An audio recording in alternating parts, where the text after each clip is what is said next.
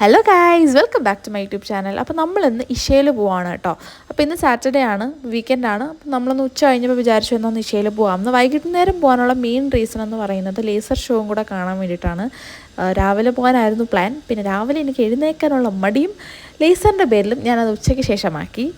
രാവിലെ പോകണമെങ്കിൽ 4 മണിക്ക് വേണം. എനിക്ക് രാവിലെ എഴുന്നേൽക്കുന്ന കാര്യം അതും ബൈക്കിൽ തീരെ പറ്റാത്ത കാര്യമാണ്. അപ്പം നമ്മളത് ഉച്ച കഴിഞ്ഞു, നമ്മൾ ഇറങ്ങി. ഇവിടെ നിന്ന് ഒരു 60 കിലോമീറ്റേഴ്സ് ഉണ്ട് നമ്മൾ താമസിക്കുന്ന അവിടെ നിന്ന്. നമ്മളതേ യാത്ര സ്റ്റാർട്ട് ചെയ്തു. മഴ പെയ്യില്ല എന്നുള്ളൊരവസ്ഥയിലാണ്. എന്നിട്ടും കുറച്ചൊക്കെ പെയ്തായിരുന്നു. നിങ്ങൾക്ക് ക്ലൗഡ്സ് കാണുമ്പോൾ മനസ്സിലാകുന്നുണ്ടാവും അല്ലേ. അങ്ങനെ നമ്മൾ യാത്ര ചെയ്തത് ഇഷയിൽ എത്താറായി. ആ ഒരു മെയിൻ ആർച്ചാണ് നിങ്ങൾ ഈ കാണുന്നത്. ഇതിൻ്റെ അകത്ത് നല്ല ഭംഗിയാണ് കേട്ടോ. ഞാൻ വിചാരിച്ചില്ലേ റൂട്ട് ഇത്രയും ഭംഗി ഉണ്ടാവും എന്നുള്ളത്. ഇവിടെ കോയമ്പത്തൂരിൻ്റെ അത്രയും വലുതല്ല ഇഷ, പക്ഷെ സ്റ്റിൽ ആ ഒരു എൻട്രൻസും ആ ഒരു 3-4 കിലോമീറ്റേഴ്സ് ഉള്ളിലോട്ട് പോകുന്നതൊക്കെ നല്ല രസമുണ്ട് കാണാൻ. അപ്പോൾ ഇതാണ് അതിൻ്റെ ഒരു എൻട്രൻസ് എന്ന് പറയുന്നത്. ഒരു മല മുകളിലാണ് കേട്ടോ സംഭവം.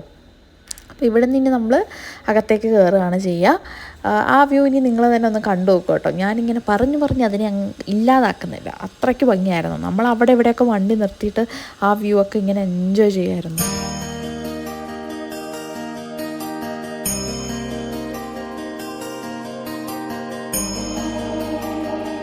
അങ്ങനെ നമ്മൾ എത്തി ഗൈസ്. അങ്ങനെ നമ്മൾ ടിക്കറ്റൊക്കെ എടുത്തു. 20 രൂപയായിരുന്നു കേട്ടോ ടിക്കറ്റ് എന്ന് പറയുന്നത്. ആ ഒരു 20 രൂപ മാത്രമേ ഇവിടെ ചാർജ് ചെയ്യുന്നുള്ളൂ. പിന്നെ നിങ്ങൾക്ക് എന്തെങ്കിലും പ്രസാദമോ അങ്ങനെ എന്തെങ്കിലുമൊക്കെ മേടിക്കണമെങ്കിൽ മാത്രമേ ഉള്ളൂ പൈസ.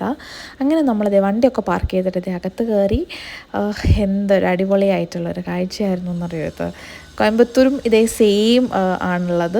ഇവിടെയും അതേപോലെ തന്നെ. എന്ത് ഭംഗിയാണ് നേരിട്ട് കാണാൻ. എനിക്ക് എത്ര അത് പറഞ്ഞ് ഇതാക്കണം എന്ന് എനിക്കറിയില്ല. നിങ്ങളെല്ലാവരും ഒന്ന് വന്ന് കണ്ടു നോക്കൂ കേട്ടോ. ഐദർ കോയമ്പത്തൂർ അല്ലെങ്കിൽ ബാംഗ്ലൂർ, ഇവിടെ എവിടെയെങ്കിലും വന്ന് നോക്കൂ. അതിനുശേഷം നമ്മളത് അകത്ത് കയറി കുറച്ച് നേരം അവിടെ ഇരുന്നു. പിന്നെ ഇവിടുത്തെ പ്രസാദമാണിത്. ഇതെന്ന് പറയുന്നത് സെസമി സീഡ് കൊണ്ട് ഉണ്ടാക്കിയ ലഡുവാണെന്ന് തോന്നുന്നു. പക്ഷെ ഭയങ്കര ടേസ്റ്റായിരുന്നു. പക്ഷെ ഷുഗർ ആഡഡാണ്. പക്ഷെ നല്ല ടേസ്റ്റ് ഉണ്ടായിരുന്നു.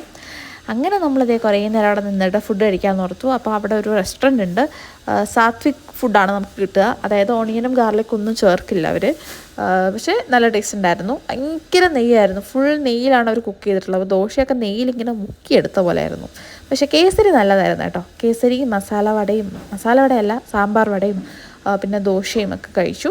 അത് കഴിഞ്ഞപ്പോൾ നല്ല മഴ, വൻ മഴയായിരുന്നു. നമ്മൾ വിചാരിച്ചു ഈശ്വര ഇന്ന് ലേസർ ഷോ കാണാൻ പറ്റത്തില്ല എന്ന്. കാര്യം നല്ല മഴയുണ്ടായിരുന്നു ഒരു 6 മണി കഴിഞ്ഞപ്പോൾ. അങ്ങനെ മഴയൊക്കെ തോന്നു കഴിഞ്ഞപ്പോൾ സൈഡിൽ കുറേ പശുക്കളും കാളകളൊക്കെ ഉണ്ടായിരുന്നു. ഇവിടെ ഉള്ളത് തന്നെയാണ്. അപ്പോൾ ഇവർക്ക് നമ്മൾ ഫുഡൊക്കെ കൊടുത്തു. കുറച്ച് നേരം ഇവരുടെ കൂടെയൊക്കെ ടൈം സ്പെൻഡ് ചെയ്തു. അതിനുശേഷം 7 മണിക്കാണ് നമ്മുടെ ലേസർ ഷോ സ്റ്റാർട്ട് ചെയ്യുന്നത്. അടിപൊളിയായിരുന്നു കേട്ടോ ലേസർ ഷോ. എനിക്കൊന്നും പറയാനില്ല. നിങ്ങളൊന്ന് കണ്ടു നോക്കൂ. എന്നെക്കൊണ്ട് പറ്റുന്ന പോലെ ഞാൻ വീഡിയോ എടുത്തിട്ടുണ്ട്. അധികം ഞാൻ വീഡിയോയിലായിരുന്നില്ല കോൺസെൻട്രേറ്റ് ചെയ്തിട്ടുള്ളത്. നേരിട്ട് കാണാൻ ഞാൻ മാക്സിമം ട്രൈ ചെയ്തു.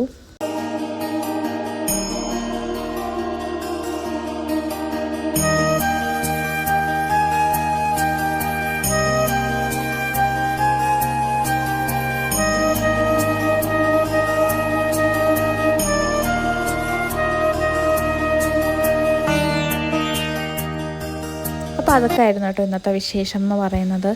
വീഡിയോ ഇഷ്ടപ്പെടുകയാണെങ്കിൽ എല്ലാവരും ലൈക്ക് ചെയ്യണം, ഷെയർ ചെയ്യണം, സബ്സ്ക്രൈബ് ചെയ്യണം. പുതിയൊരു വീഡിയോ ആയിട്ട് വരാം. അതുവരെ ടാ.